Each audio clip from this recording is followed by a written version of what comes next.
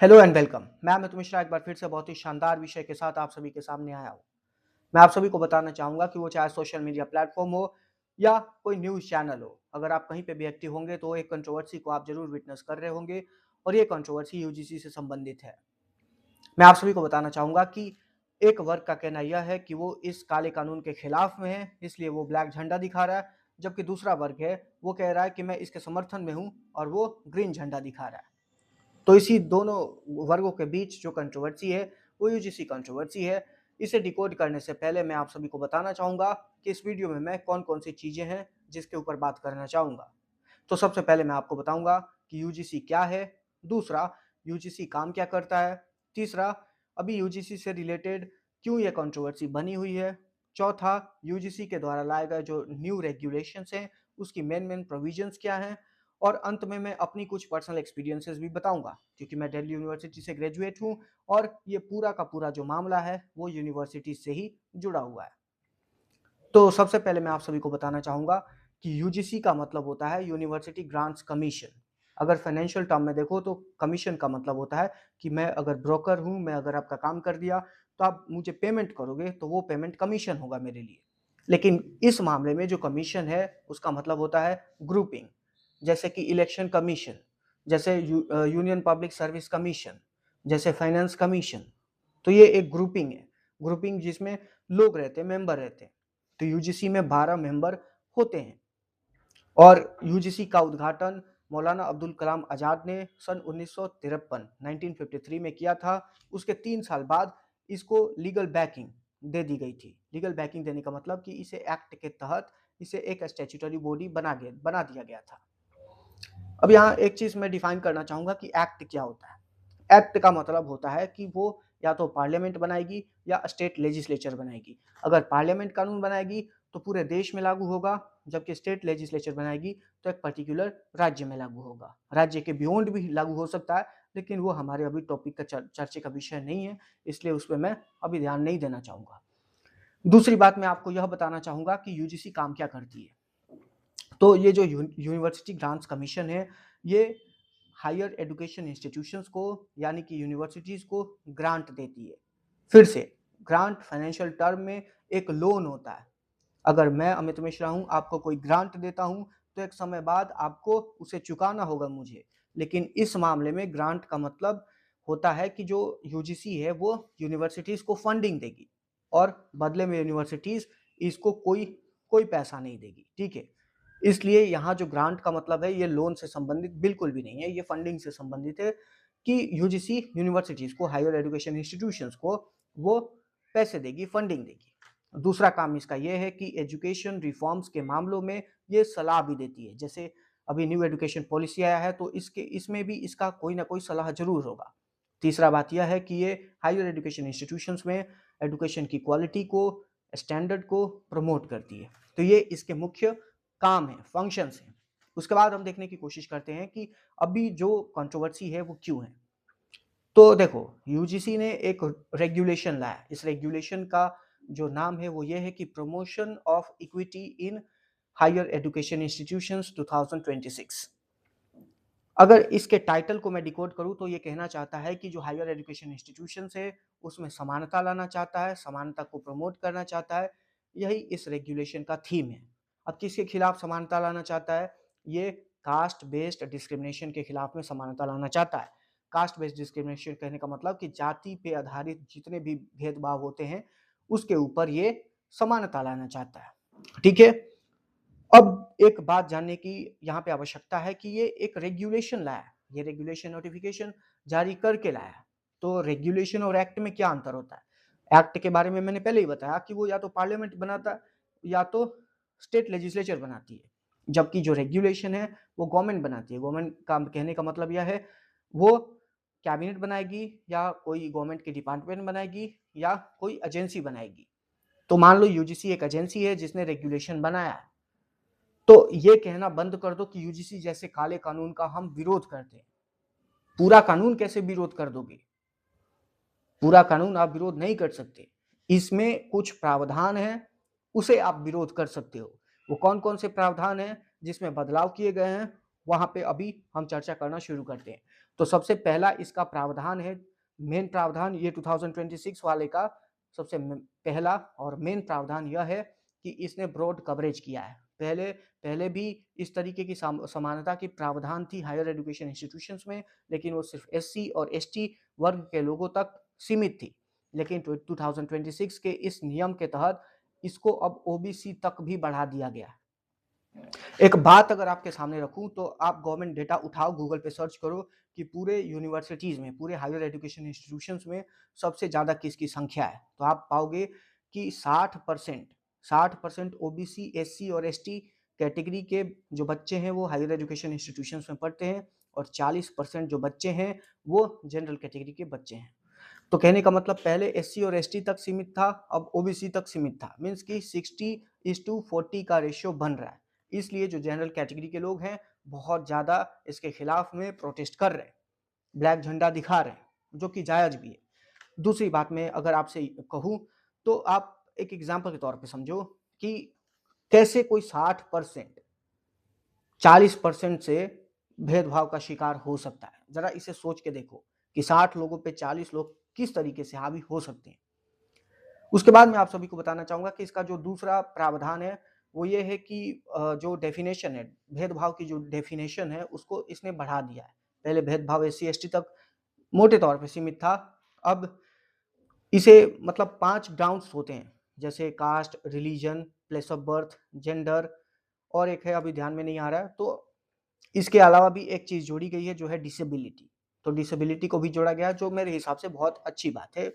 जो person with disability, जो PWD के जो बच्चे हैं उनको मेरे हिसाब से कहीं ना कहीं प्रॉब्लम्स होती होगी, और सरकार ने इसे शामिल किया है तो बहुत अच्छा किया, मेरे हिसाब से बहुत अच्छा किया, इस पे कोई कंट्रोवर्सी नहीं है। तीसरा है ये, इस पे ही सबसे ज्यादा मान लो कंट्रोवर्सी है, ये एकदम मेन का भी मेन है, बहुत ज्यादा ये खतरनाक प्रोविजन है जो अभी मैं आपको बताने जा रहा हूँ। इसने कहा है, यूजीसी के नए रूल्स ने, नए रेगुलेशन ने कहा है कि ईओसी होगा, equality equality opportunity centres. Equality opportunity centres जो होंगे वो हर एक इंस्टीट्यूशंस में होंगे, और ये जो ईओसी होंगे वो एक कमिटी बनाएंगे, और इस कमिटी में जो मेंबर होंगे वो एससी, एसटी, पीडब्ल्यूडी, ओबीसी और वीमेन होंगी। कहने का मतलब इसमें जनरल कैटेगरी का कोई नहीं होगा। अब मान लो, एक एग्जांपल लो, एक कॉलेज है, उस कॉलेज में 60% बच्चे एससी, एसटी और ओबीसी कैटेगरी के हैं, और 40% बच्चे जनरल कैटेगरी के हैं। इनमें कोई प्रॉब्लम होती है, ठीक है, इनमें कोई भी समस्या होती है तो एक कमेटी बनाई गई है, उस कमेटी में 10 मेंबर हैं, और 10 मेंबर में आप देखोगे तो वो एससी, एसटी और ओबीसी के ही मिलेंगे, आपको जनरल कैटेगरी का एक भी मेंबर नहीं मिलेगा।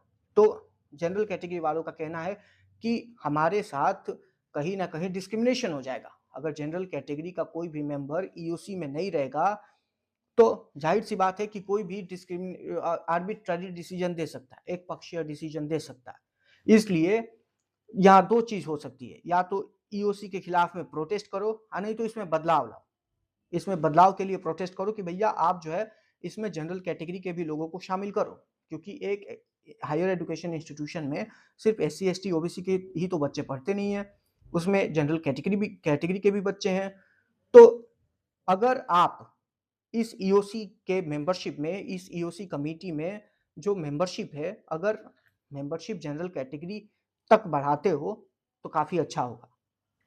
अच्छा इसलिए होगा क्योंकि बैलेंस बना रहेगा, एक पक्षीय डिसीजन आने की कोई संभावना नहीं होगी। आप ऐसे बहुत सारे इंस्टीट्यूशन को, एजुकेशन के अलावा मैं कह रहा हूँ, बहुत सारे ऐसे इंस्टीट्यूशन को देखते होंगे, उसके बारे में जानते होंगे, जिसमें हर वर्ग के लोगों को बराबर का हिस्सा मिलता है, लेकिन यहाँ पे जनरल कैटेगरी वालों को ईओसी में कोई स्थान नहीं है। इसके लिए जो है कंट्रोवर्सी बहुत ज़्यादा बढ़ गई है, जो कि मेरे हिसाब से बहुत ही गलत प्रोविजन है। इसमें जनरल कैटेगरी वालों को शामिल करना ही करना चाहिए। वो ऐसा इसलिए नहीं कि मैं जनरल कैटेगरी से बिलोंग करता हूँ, ऐसा इसलिए क्योंकि इस कानून में कमी है, बिल्कुल कमी है, जिसकी वजह से मैं इस तरीके की अपील कर रहा हूँ।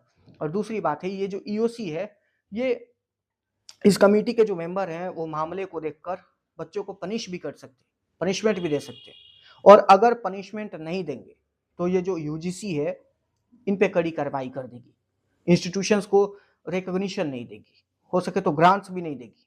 आप जो डिग्री लेते हैं कॉलेजेस से, वो कॉलेज की जो डिग्री है उस पे होल्ड लगा देगी यूजीसी। तो इस तरीके का प्रावधान हम 2026 वाले रेगुलेशन में देख पा रहे हैं। अब ये पूरा का पूरा मामला मैंने आपको कंट्रोवर्सी से रिलेटेड बता दिया। अब अपने पर्सनल एक्सपीरियंस को आपके सामने रखना चाहूंगा। देखो, मैं लगभग 3 साल अच्छे से डीयू में दिया हूँ। 1.5 साल तो मेरा कोविड में चला गया, लेकिन ऑनलाइन में एक्टिव था, और 1.5 साल एकदम कॉलेज में फेस टू फेस मैं प्रेजेंट रहा हूँ। उसके बाद मैं बाकी कॉलेजेस में भी घूमा हूँ। मैं आपसे एक सवाल करना चाहूंगा, कोई गुजरात से बच्चा उठ के आता है दिल्ली पढ़ने के लिए, कोई बिहार, यूपी या कोई सदर्न स्टेट से आता है दिल्ली पढ़ने के लिए, तो क्या वो डिस्क्रिमिनेशन, उसकी उसकी जो मकसद होगी वो भेदभाव करना होगा, या उसके कुछ सपने होंगे उसे पूरा करना उसका सपना होगा, उसका मकसद होगा? मेरे हिसाब से इस कास्ट बेस्ड डिस्क्रिमिनेशन कॉलेजेस में बिल्कुल नहीं होता, बिल्कुल भी नहीं होता। और दूसरी बात मैं यह कहना चाहूँगा कि जो टीचर्स हैं, ये जो हायर एजुकेशन के टीचर्स हैं, पर्टिकुलरली दिल्ली यूनिवर्सिटी के जो टीचर्स हैं, वो अपने किसी पर्सनल मामले से अंदर ही अंदर मारे होते हैं, और वो आके कॉलेजेस में क्लासेस में लेक्चर देना शुरू कर देते हैं। मेरे क्लास में तो 1-2 टीचर ऐसी थी जिनसे बिल्कुल भी पूछा नहीं जाता था। वो किसी किसी दूसरे टॉपिक पे वो क्लास ले रही हैं, लेक्चर ले रही हैं, और बिना पूछे, बिना सवाल किए वो कास्टिज़्म के बारे में अपना बयान देना शुरू कर दे रही हैं। वो ऐसे बताती थी कि ये सरकार अच्छी है, ये सरकार बुरी है। अब एज़ अ टीचर ये सब उनको करना नहीं चाहिए था, और हम लोग भी लिहाज़ में कभी कुछ बोले नहीं, लेकिन ये सारी चीज़ें बहुत गलत है, ठीक है? अभी मैंने एक बक्सर के एमपी, जो फिलहाल बक्सर के जो एमपी हैं, वो दिल्ली यूनिवर्सिटी के बच्चों से मिलने गए थे।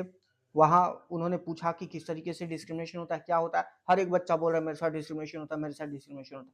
कोई डिस्क्रिमिनेशन नहीं होता। किस तरीके का डिस्क्रिमिनेशन होता है? आप कैंटीन में बैठते हो खाने-पीने के लिए, क्या खाने कोई खाने-पीने से रोकता है? नहीं, इस तरीके की चीज़ें बिल्कुल नहीं होती है। मैं ग्राउंड रियलिटी देखा हूँ, मैं खुद एक्सपीरियंस किया हूँ। अब पहले के टाइम पे होता था रैगिंग वगैरह, कास्टिज़्म वगैरह, अब इस तरीके की प्रावधान नहीं है, अब इस तरीके की चीज़ें होती ही नहीं।